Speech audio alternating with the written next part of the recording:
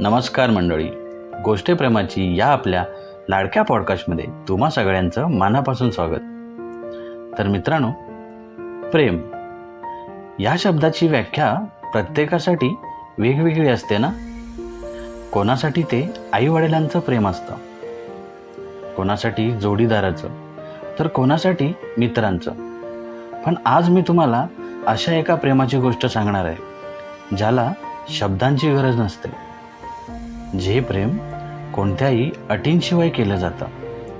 आजची गोष्ट आहे एका अशा जीवाची जो स्वतः बोलू शकत नाही, पण फक्त आपल्या अस्तित्वाने संपूर्ण घर प्रेमाने भरून टाकतो.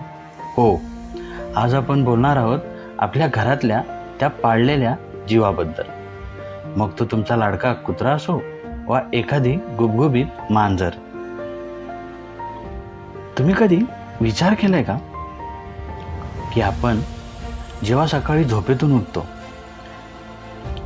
तेव्हा सगळ्यात आधी आपल्याला कोण पाहत असतं? आपण डोळे उघडण्यापूर्वीच बेडच्या बाजूला शेपूट हलवत उभा असलेला तो बंड्या, किंवा तुमच्या पांघरुणावर येऊन हळूच म्याऊ करणारी ती माऊ. त्यांना घड्याळ कळत नाही, पण तुमच्या उठण्याची वेळ त्यांना अचूक माहीत असते. दिवसभराच्या धावपळीत आपण अनेकदा चिडचिड करतो, थकतो, हताश होतो. जग आपल्याकडून खूप अपेक्षा ठेवतं, पण या जीवांचं तसं नसतं. त्याला तुम्ही यशस्वी आहात की अपयशी, श्रीमंत आहात की गरीब, याच्याशी काही घेणं देणं नसतं. त्याच्यासाठी तुम्हीच त्याचं संपूर्ण जग असता. माणसं नाती जोडताना हजार वेळा विचार करतात, पण एक प्राणी जेव्हा तुमच्या घरात येतो तेव्हा तो विचार नाही करत, तो थेट त्यांचं हृदय तुमच्या स्वाधीन करतो.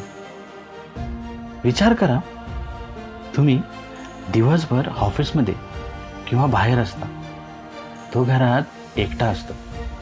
तो काय करत असेल? तो दरवाजाकडे डोळे लावून तुमची वाट पाहत असतो.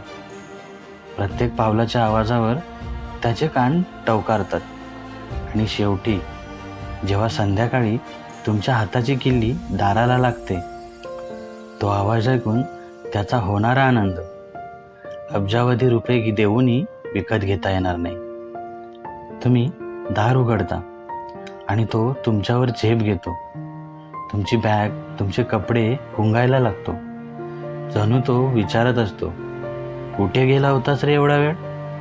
मी किती वाट पाहिली तुझी. दिवसभराचा सगळा थकवा, सगळा ताण त्या एका सेकंदात कुठल्या कुठे पळून जातो.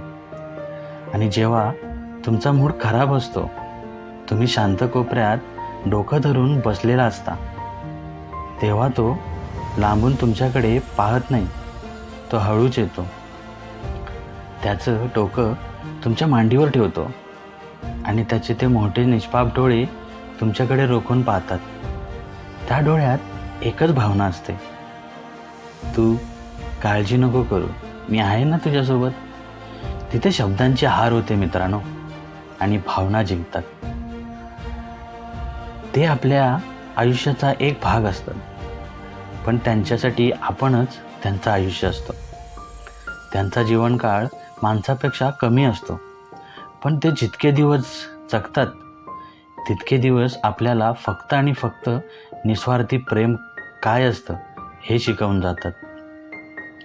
घरात पाळीव प्राणी असणं म्हणजे केवळ एक छंद नाही, ती एक भावना आहे. ते घर माणसाने बनतं, पण त्याला जिवंतपणा हा मूकजीव आणतात. जर तुमच्याही घरात असा एखादा 4 पायांचा हक्काचा सखा असेल, तर आज घरी गेल्यावर त्याला घट्ट जवळ घ्या, त्याच्या पाठीवरून हात फिरवा, कारण त्याला तुमचं बोलणं समजत नसलं तरी तुमचा स्पर्श नक्कीच समजतो. तर मित्रांनो, कशी वाटली आजची ही गोष्ट प्रेमाची?